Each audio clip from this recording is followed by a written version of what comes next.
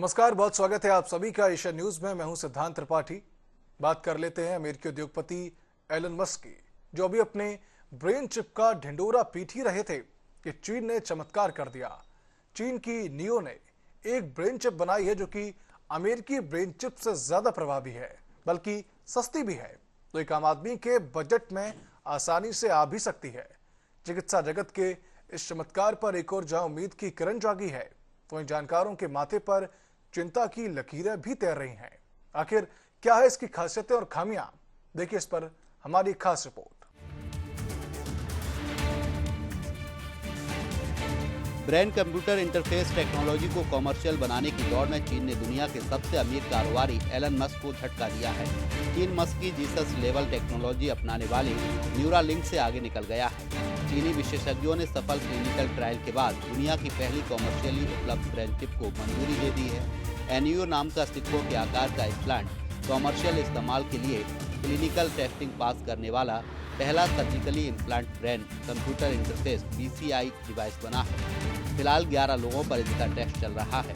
असल में बीजिंग की सिंघुआ यूनिवर्सिटी और शंघाई की न्यूराकल टेक्नोलॉजी के रिसर्च ने एनईओ डिवाइस बनाई है। एनईओ का पहला वर्जन स्पाइनल कार्ड की चोट और पैरालिसिस से जूझ रहे मरीजों को उनके नर्वस सिस्टम के हिस्सों पर फिर से कंट्रोल पाने में मदद करने के लिए बनाया गया है। टेट्राप्लेजिक लोगों का कंट्रोल वापस लाना और दृष्टि वापस लाना बहुत बड़ी बात है। ये कुछ ऐसी चीजें हैं जिन्हें मैं जीसस लेवल टेक्नोलॉजी कह सकता हूँ।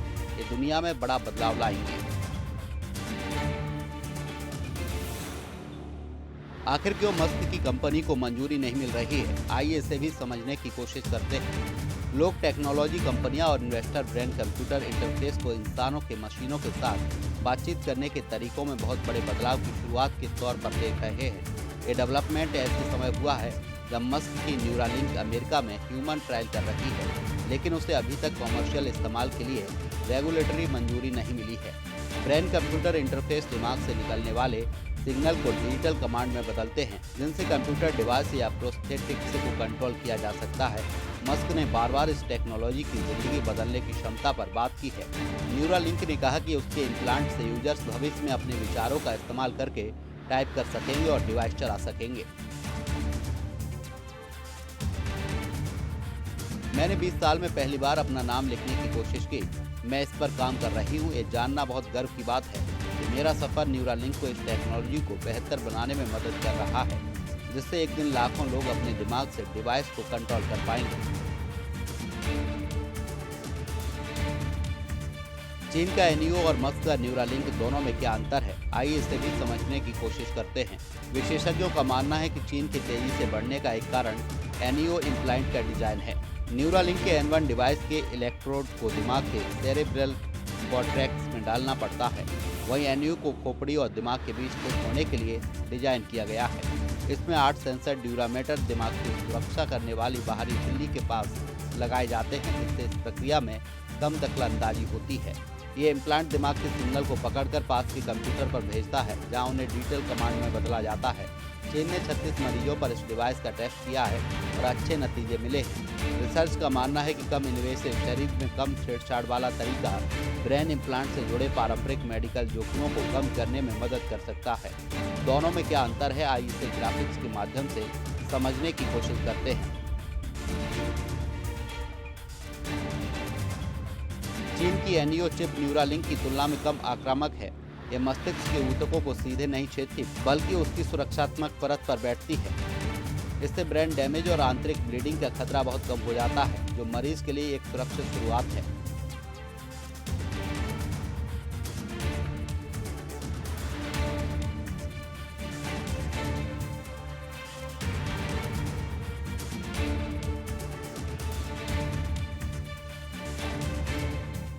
अब आप सोच रहे होंगे कि इससे किन किन लोगों को फायदा होगा, तो आइए लगे हाथ इसे भी जान लेते हैं। चिकित्सा जगत के विशेषज्ञों का कहना है कि ब्रेन कंप्यूटर इंटरफेस न्यूरोलॉजिकल बीमारियों से जूझ रहे लाखों लोगों की जिंदगी से बेहतर बना सकते हैं। खासतौर से उन लोगों को इसका फायदा होगा जिन्हें चलने फिरने और बोलने में दिक्कत होती है। इसका इस्तेमाल लकवा और रीढ़ की हड्डी की चोटों से आगे पार्किंसंस रोग, मिर्गी स्ट्रोक और डिप्रेशन जैसी स्थितियों में भी हो सकता है। चीन में बढ़ती टेक्नोलॉजी ने प्राइवेसी, सिक्योरिटी और सेफ्टी को लेकर भी चिंता पैदा की है। ग्रिफिथ यूनिवर्सिटी के cyber security expert doctor David Tuffley ने कहा कि इन डिवाइस में बहुत क्षमता है, लेकिन नए जोखिम भी पैदा करते हैं। ये डिवाइस थ्योरी के तौर पर हैकर्स को संवेदनशील न्यूरल डेटा यानी जैसे मरीजों के विचार तक पहुंचने की इजाजत दे सकते हैं। हमने जिन 9 से अधिक मरीजों पर इसका परीक्षण किया है, उनमें रीढ़ की हड्डी की गंभीर चोट के बाद भी रोबोटिक ग्लव्स की मदद से खुद खाना खाने और पानी पीने की क्षमता वापस आई है। व्यावसायिक चिकित्सा के इतिहास में एक मील का पत्थर है।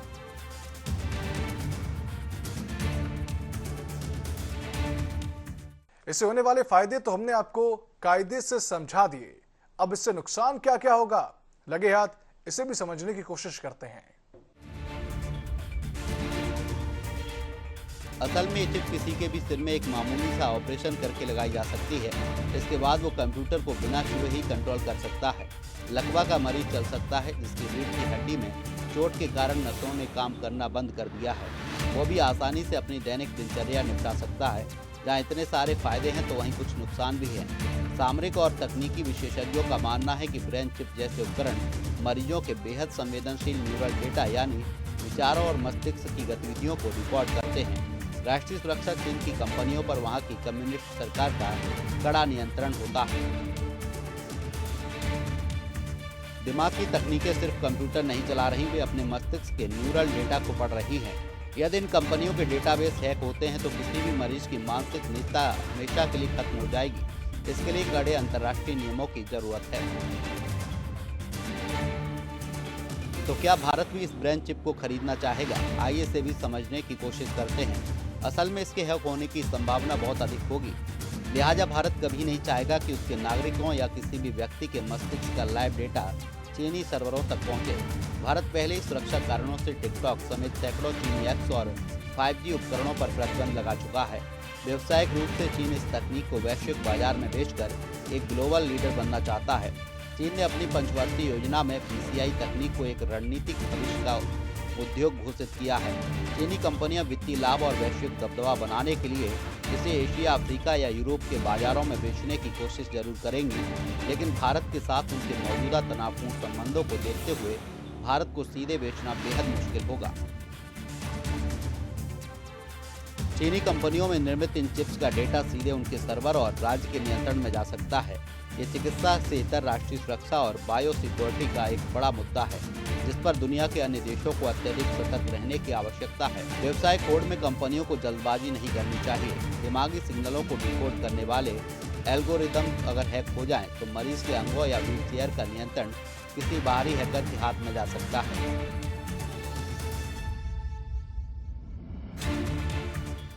तो क्या भारत चीन के ब्रेन चिप को भी ठीक उसी तरह से घुसाएगा जिससे कभी चीनी मोबाइल बाजार में आए थे? तो चलिए इसे भी समझने का प्रयास करते हैं।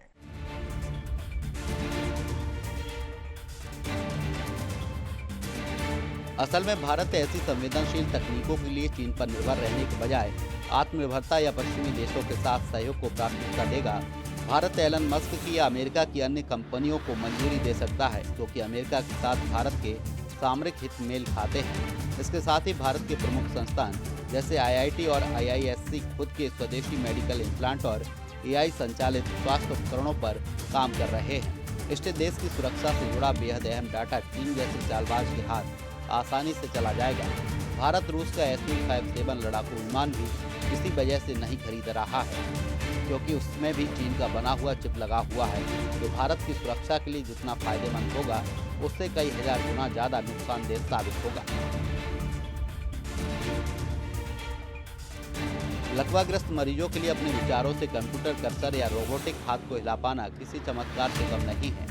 हालांकि मुख्य चुनौती यह है कि सेंसर दिमाग के अंदर कितने वर्षों तक बिना किसी तकनीकी खराबी के काम कर सकता है। कोई भी उपकरण जब खोपड़ी को खोलकर शरीर के भीतर स्थापित किया जाता है, तो संक्रमण और शरीर द्वारा उस बाहरी वस्तु को अस्वीकार करने का जोखिम हमेशा बना रहता है। कॉमर्शियल उपयोग से पहले दीर्घकालिक क्लिनिक डेटा बहुत जरूरी है।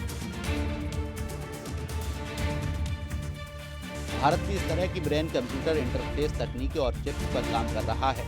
हालांकि भारत अभी एलन मस्क की न्यूरालिंक या चीन की एनईओ चिप की तरह व्यावसायिक रूप से इंसानों में चिप प्रत्यारोपण करने के स्तर पर नहीं पहुंचा है।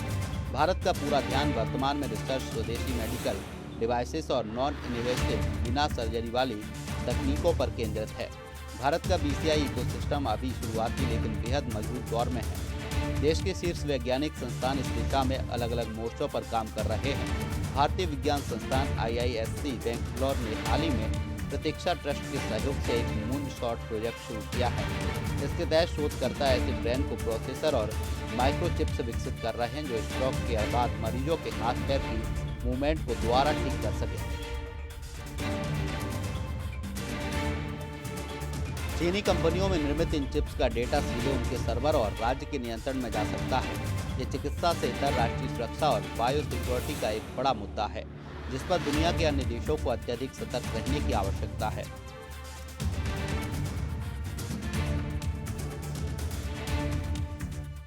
भारत भी ऐसे चिप बनाने की दिशा में लगातार प्रयासरत है और इस पर काम भी काफी तेजी से चल रहा है।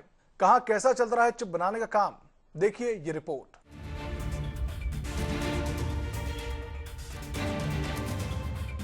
IISc ने ब्रेन ऑन आ चिप भी तैयार किया है जो इंसानी दिमाग की तरह डेटा प्रोसेस कर सकता है।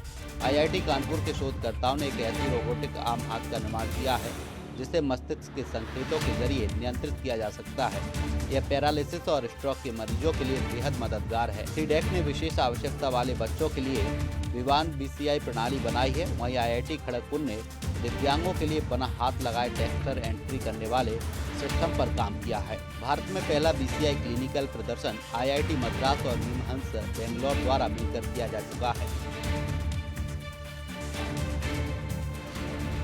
ये तकनीकी लकवा के असाध्य मरीजों के लिए एक नई सुबह की तरह है, लेकिन भारत जैसे विकासशील देशों के लिए चुनौती इसकी पहुंच और लागत होगी।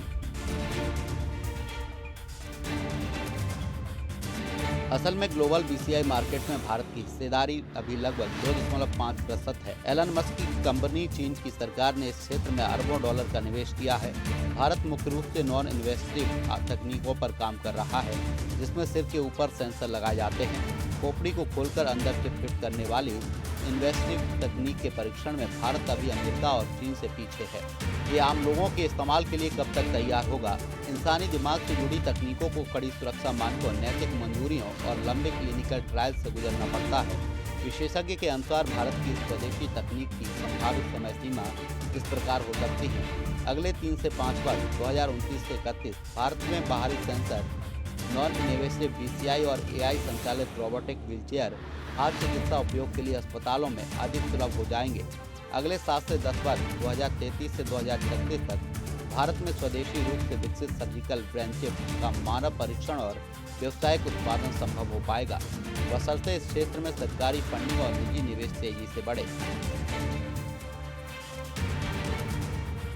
लकवाग्रस्त मरीजों के लिए अपने विचारों से कंप्यूटर कर्सर या रोबोटिक हाथ को हिला पाना किसी चमत्कार से कम नहीं है।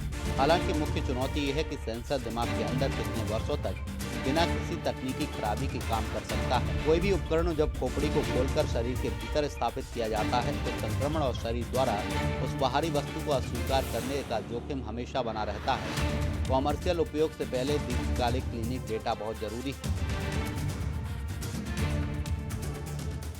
भारत में ऐसे चिप बनने लगे तो भारत के लोगों को क्या फायदा होगा? आइए इसे भी लगे हाथ समझने का प्रयास करते हैं। असल में लकवा और स्ट्रोक के मरीजों को ठीक करना है ब्रेन कंप्यूटर इंटरफेस और इस तरह की ब्रेन चिप तकनीक का सबसे पहला और मुख्य उद्देश्य है। लॉन्ग टर्म में ये तकनीक लकवाग्रस्त मरीजों की जिंदगी को पूरी तरह बदल सकती है। लकवा में मरीज का दिमाग तो काम करता है, लेकिन रीढ़ की हड्डी या तंत्रिका तंत्र डैमेज होने के कारण दिमाग के सिग्नल हाथ पैरों तक नहीं पहुंच पाते। ये चिप दिमाग के उन सिग्नल को पढ़कर सीधे कंप्यूटर या मशीन को भेज देती है। इसमें मरीज केवल सोचकर कंप्यूटर पर टाइप कर सकते हैं और इंटरनेट चला सकते हैं। रोबोटिक व्हीलचेयर को अपनी मर्जी से आगे पीछे घुमा सकते हैं।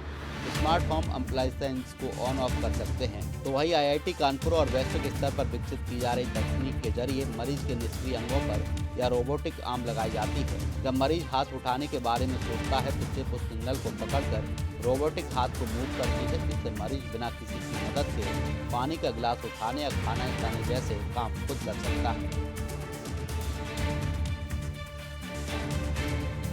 प्राकृतिक मूवमेंट की वापसी, भविष्य की सबसे क्रांतिकारी तकनीक डिजिटल ब्रेन। इसमें एक चिप दिमाग में लगती है और दूसरी चिप रीढ़ की हड्डी में लगाई जाती है। दिमाग की चिप मरीज की सोच को रिकॉर्ड करती है। ये सिग्नल वायरलेस तरीके से रीढ़ की हड्डी वाली चिप को भेज देता है। इससे डैमेज हो चुकी नसें बाईपास हो जाती हैं और मरीज के असली पैर या हाथ दोबारा प्राकृतिक रूप से हिलने डुलने लगते हैं। अमेरिका और यूरोप में इसके कुछ सफल शुरुआती टेस्ट किए जा चुके हैं। जो मरीज गंभीर लकवे के कारण बोल या हिल नहीं सकते, ये तकनीक उनके दिमागी सिग्नल्स को तुरंत स्क्रीन पर शब्दों या आवाज़ में बदल देती है। इससे वे अपने परिवार और डॉक्टरों से खुलकर बात कर पाते हैं। वर्तमान में ये सुविधा कहां तक पहुंची है? हमने जिन 9 से अधिक मरीजों पर इसका परीक्षण किया, उनमें रीढ़ की हड्डी की गंभीर चोट के बाद भी रोबोटिक ग्लव्स की मदद से खुद खाना खाने और पानी पीने की क्षमता वापस आई है। ये व्यावसायिक चिकित्सा के इस्तेमाल में एक मील का पत्थर है। लकवाग्रस्त मरीजों के लिए अपने विचारों से कंप्यूटर कर्सर या रोबोटिक हाथ को हिला पाना किसी चमत्कार से कम नहीं है। हालांकि मुख्य चुनौती यह है कि सेंसर दिमाग के अंदर कितने वर्षों तक बिना किसी तकनीकी खराबी के काम कर सकते हैं। चीन की एनियो चिप और एलन मस्क की न्यूरालिंक ने जिन मरीजों पर टेस्ट किया जो गंभीर रूप से लकवाग्रस्त ही थे, वे अब केवल सोचकर कंप्यूटर पर गेम खेल पा रहे हैं। भारत अभी अस्पतालों में मिलने वाले शुरुआती स्वदेशी इलाज में बिना सर्जरी वाले हैंडबैंड का उपयोग किया जा रहा है, जिससे मरीज न्यूरो रिहेबिलिटेशन रोबोटिक थेरेपी के जरिए धीरे धीरे अपने हाथ पैरों की मूवमेंट वापस पा रहे हैं। Bureau report, Asian news.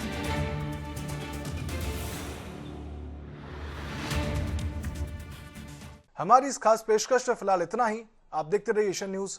नमस्कार।